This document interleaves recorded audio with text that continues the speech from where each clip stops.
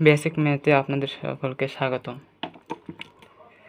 চিত্রে ও বৃত্তটির কেন্দ্র BE সমান 4 সেন্টিমিটার, ABCD এবং OE সমান 3 সেন্টিমিটার হলে বৃত্তটির ব্যাসার্ধ কত সেন্টিমিটার? আচ্ছা, বৃত্তটির ব্যাসার্ধ বের করতে হবে। তাহলে বৃত্তের কেন্দ্র থেকে আমরা পরিধি পর্যন্ত যেখানেই নেই না কেন, তাহলে আমরা সেটা হলো ব্যাসার্ধ, ব্যাসের অর্ধেক। তাহলে আমরা কেন্দ্র থেকে এই পরিধি বি পর্যন্ত নিতে পারি না? আমরা যোগ করে দিই।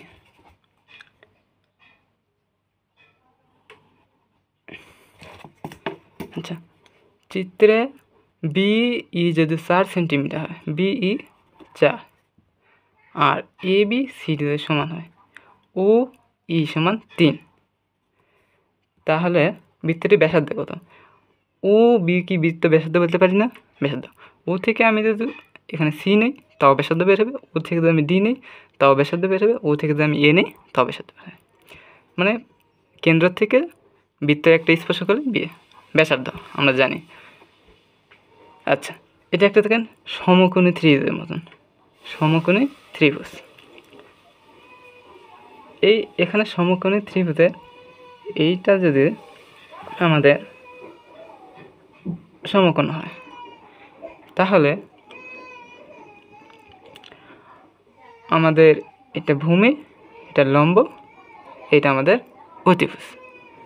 তাহলে পিথাগোরাসের উপপাদ্য অনুসারে আমরা কি জানি?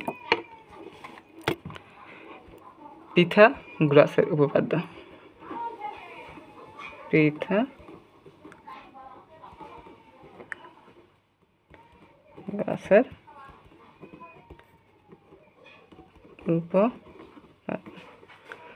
পিথাগোরাসের উপপাদ্য। আচ্ছা, কি?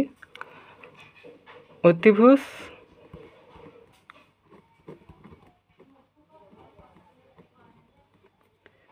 স্কয়ার সমান সমান লম্ব স্কয়ার প্লাস ভূমি স্কয়ার। আচ্ছা, এখানে অতিভুজকে, অতিভুজ হচ্ছে আমাদের সমকোণের বিপরীত বাহু OB। তাহলে আমরা লিখতে পারি OB স্কয়ার লম্ব, লম্বকে BE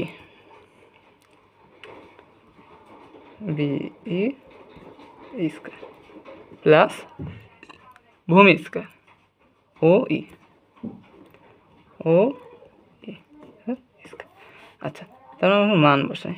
BE এর মান কত? BE এর মান 4 centimetre, 4 centimetre square plus OE এর মান হচ্ছে আমার 3 সেন্টিমিটার, 3 সেন্টিমিটার। তাহলে আমার আসে 4 4 16 আর 3 3 9, 16 আর 9 যোগ করলে 25, 16 যোগ করলে 25। আচ্ছা, 4 এর উপর স্কোয়ার মানে কি? 2টা 4 গুণন মানে 16, আর 3 এর উপর স্কোয়ার মানে 2টা 3 কে। আমরা সকলেই জানি 3 3 কেন, এভাবে আসলো 25। এখন OB এর উপর স্কোয়ার, স্কোয়ারটাকে আমি কি করব? ওইবার রুট করে দেব। তাহলে OB রুট 25, অতএব OB